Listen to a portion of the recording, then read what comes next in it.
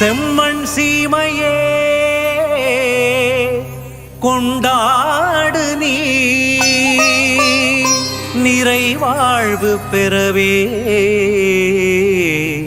பண்பாடு நீ தென்னகத்திருநாடே ஒளிர்ந்திடு ஆனந்தமாய் கை கொட்டி விளையாடு.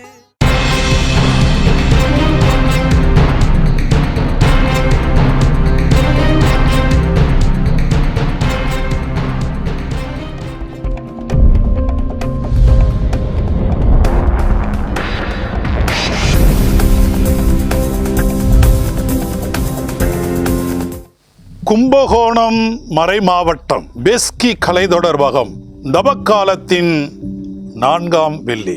அன்பார்ந்த சகோதர சகோதரிகளே, கும்பகோணம் மறை மாவட்டம் பெஸ்கி கலை தொடர்பகம் வழங்கும் தவக்கால இறைவார்த்தை சிந்தனை நிகழ்ச்சிக்கு உங்களை அன்புடன் வரவேற்கிறோம். திருச்சபை நமக்களித்துள்ள தவக்காலம் என்பது ஒரு ஆழமான ஆன்மீக பயணம். இந்த காலம் நம்மை நம் வாழ்க்கையை சிந்தித்து பார்க்கவும் இறைவனிடம் திரும்பி செல்லவும் அழைக்கிறது. மனிதன் சில நேரங்களில் தவறி இறைவனிடம் இருந்து விலகலாம். ஆனால் இறைவன் எப்போதும் தம் பிள்ளைகள் திரும்பி வர காத்திருக்கும் கருணை மிக்க தந்தை. இன்றைய முதல் வாசகத்தில் இறைவாக்கினர் ஓசேயா வழியாக இறைவன் அழைக்கிறார். இஸ்ரேலே, உன் கடவுளாகிய ஆண்டவரிடமே திரும்பி வா. இந்த அழைப்பு அந்த கால மக்களுக்கு மட்டுமல்ல, இன்று நமக்கும் தான். நம் வாழ்க்கையில் ஏற்பட்டிருக்கும் பாவங்கள், குறைகள், பலவீனங்கள் அனைத்தையும் உணர்ந்து மனம் திரும்பி இறைவனிடம் திரும்பி வரும்போது அவர் நம்மை அன்போடு ஏற்றுக்கொள்கிறார். மேலும் நம் வாழ்க்கையை புதிய நம்பிக்கையாலும் அருளாலும் புதுப்பிக்கிறார். இன்றைய நற்செய்தி வாசகத்தில் மறைநூல் அறிஞர் ஒருவர் இயேசுவிடம் ஒரு முக்கியமான கேள்வியை கேட்கிறார். அனைத்து கட்டளைகளிலும் முதன்மையானது எது? அதற்கு இயேசு மிக தெளிவாக பதிலளிக்கிறார். உன் முழு இதயத்தோடும், முழு உள்ளத்தோடும், முழு அறிவோடும் உன் கடவுளாகிய ஆண்டவரை அன்பு செய். மேலும் உன்னை போல் அயலானையும் அன்பு செய். இந்த 2 கட்டளைகளில் தான் முழு இறை அன்பும் நிறைவு பெறுகிறது. இறைவனை அன்பு செய்வதும் மனிதனை அன்பு செய்வதும் பிரிக்க முடியாதவை. உண்மையான இறைபக்தி என்பது அன்பு நிறைந்த வாழ்க்கையாக வெளிப்பட வேண்டும். இந்த தவக்கால நாட்கள் நமக்கு ஒரு முக்கியமான அழைப்பை வழங்குகின்றன. நம் இதயத்தில் இறைவனுக்கான அன்பை புதுப்பிப்போம். நம் அயலானை நம்மை போல அன்பு செய்ய கற்றுக்கொள்வோம். மன்னிப்பு, கருணை, அன்பு ஆகியவற்றை நம் வாழ்க்கையில் நடைமுறைப்படுத்துவோம். அன்பார்ந்தவர்களே, இன்றைய இறைவார்த்தை நம்மை மனம் திரும்பி இறைவனிடம் திரும்பவும் அன்பின் வாழ்க்கையை வாழவும் அழைக்கிறது. இப்போது இந்த நாளுக்கான இறை வார்த்தையின் ஆழமான மறைவுரையை நாம் கவனமாக கேட்டு அதை நம் வாழ்வில் செயல்படுத்த இறைவன் நமக்கு அருள் புரிவாராக.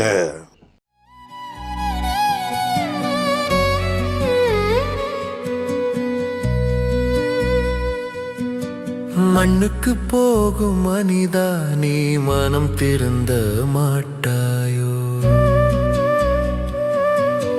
மண்ணுக்கு போகும் மனிதா, நீ மனம் திருந்த மாட்டாயோ?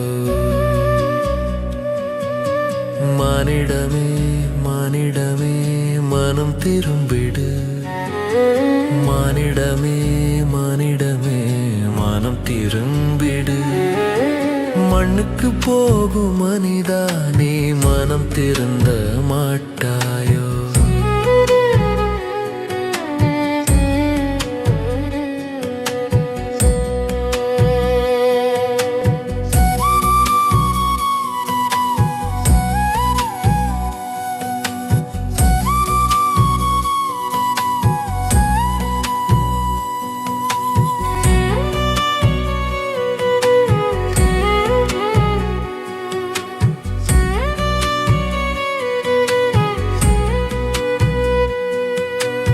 உலக வாழ்க்கை பெரியதென்று உறவை மறந்தாயோ?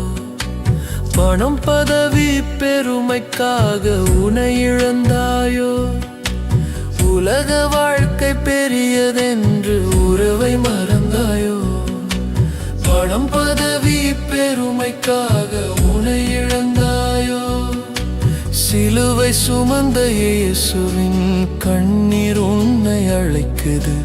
திரும்பி வா, திரும்பி வா நம் தேவனிடம். மண்ணுக்கு போகும் மனிதா, நீ மனம் திருந்த மாட்டாயோ?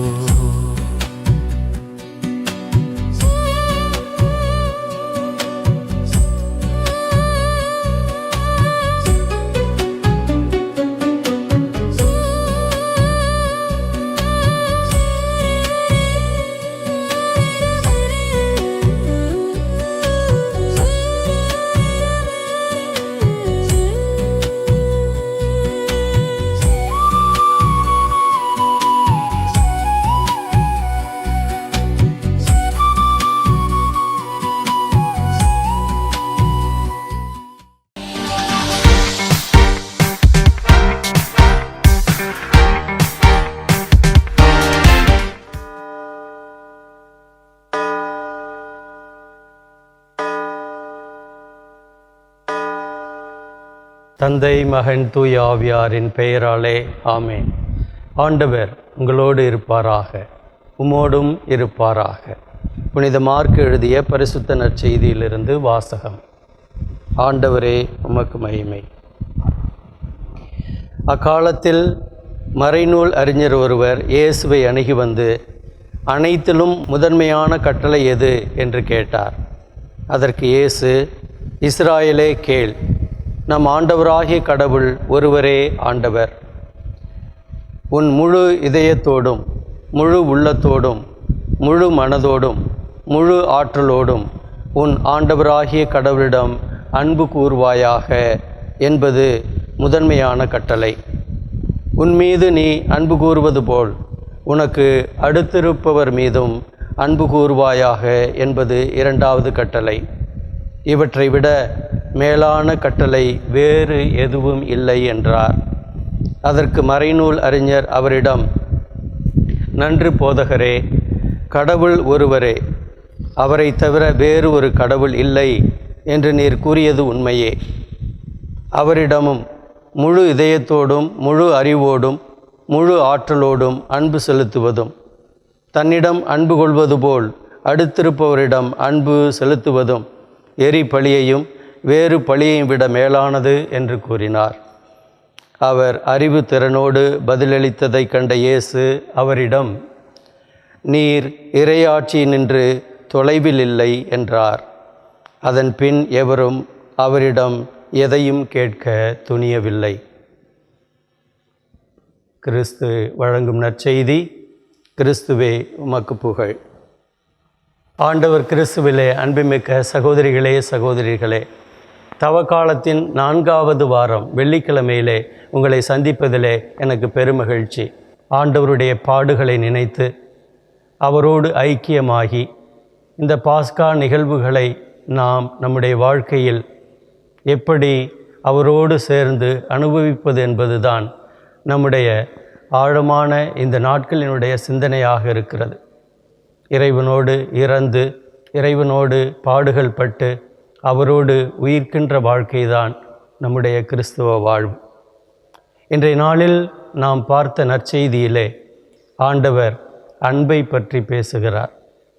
அன்புதான் இந்த உலகத்திலே எல்லாமாக இருக்கிறது. அன்பு ஒன்றுமே போதும் என்று சொல்லுவார்கள்.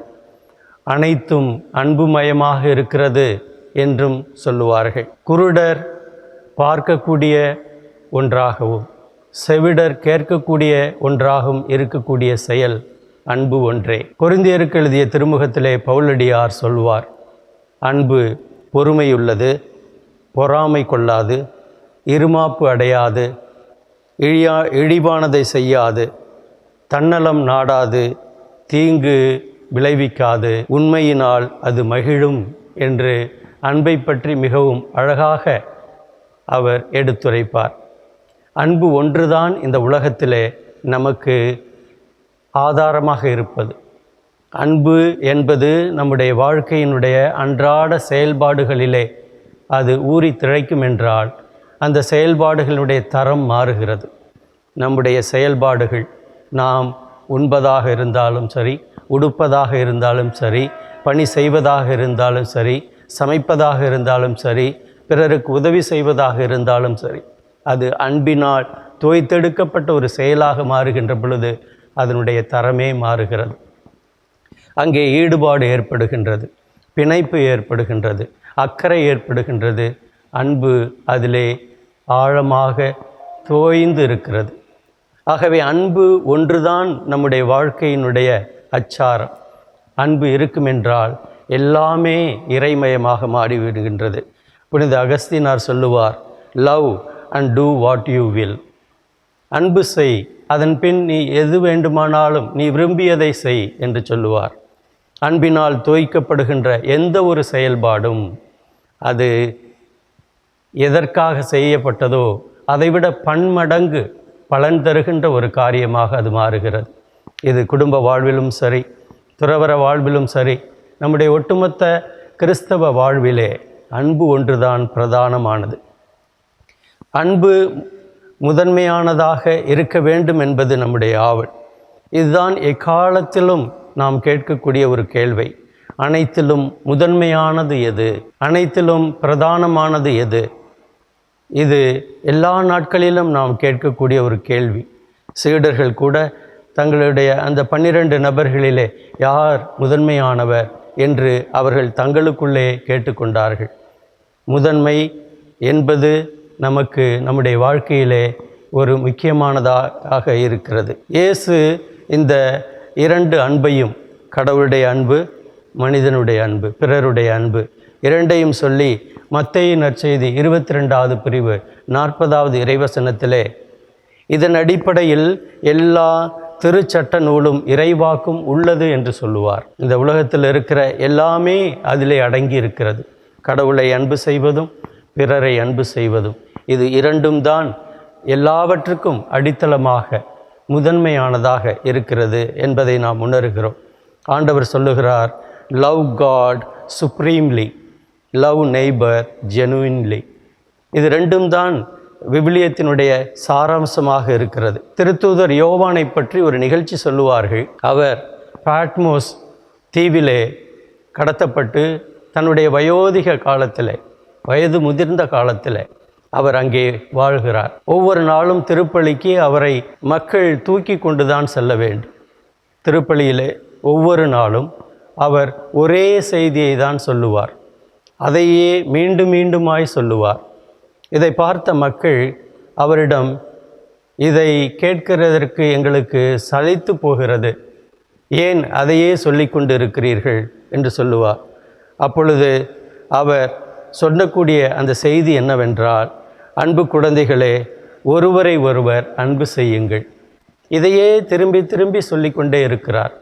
மக்கள் சலித்து போகிறது என்று சொல்லுகின்ற அந்த வேளையிலே அவர் சொல்லுவார், அன்பு மக்களே, இது ஆண்டவருடைய கட்டளை, இது மட்டுமே செய்தால் உங்களுக்கு அது போதும் என்று சொல்லுவார். ஒட்டுமொத்தமாக அன்பு செய்யுங்கள், அதுவே போதும். வாழ்க்கையில் அன்பு செய்கின்றோம் என்று சொன்னால் அதுவே கிறிஸ்தவ வாழ்வு. அன்பு இறைவனுக்கு இன்றைக்கு நாம் அன்றாட செயல்பாட்டுக்கும் அது அஸ்திவாரமாக இருக்கிறது. எங்கே அன்பு இருக்கிறதோ அங்கே போர் இல்லை, அங்கே கூச்சல் இல்லை, குழப்பம் இல்லை, அநீதி இல்லை, எல்லாமே அங்கு அமைதியாக மாறும். இப்பொழுது ஈரான், இஸ்ரேல் இந்த 2 நாடுகளும், ஏன் அமெரிக்காவும் சேர்ந்து அங்கு போர் நடக்கிறதே. இது எதனால்? போட்டி, பொறாமை, ஒருத்தருக்கு ஒருத்தர் இருக்கக்கூடிய அந்த சச்சரவுகள், இவைகள் வழியாகத்தான் இந்த போர் உருவாகுகிறது. இதனை பேசி தீர்க்க முடியாதா? அதற்கான அமைப்புகள் இல்லையா? ஒன்று கூடிய நாடுகள் ஒன்று சேர்ந்து அதற்கான அமைதி பேச்சில் ஈடுபட்டு இதனை சரி செய்யலாமே. போரும் குண்டும் சண்டையும் இதுவும் தான் இதற்கு தீர்வாக முடியுமா? கண்டிப்பாக இல்லை.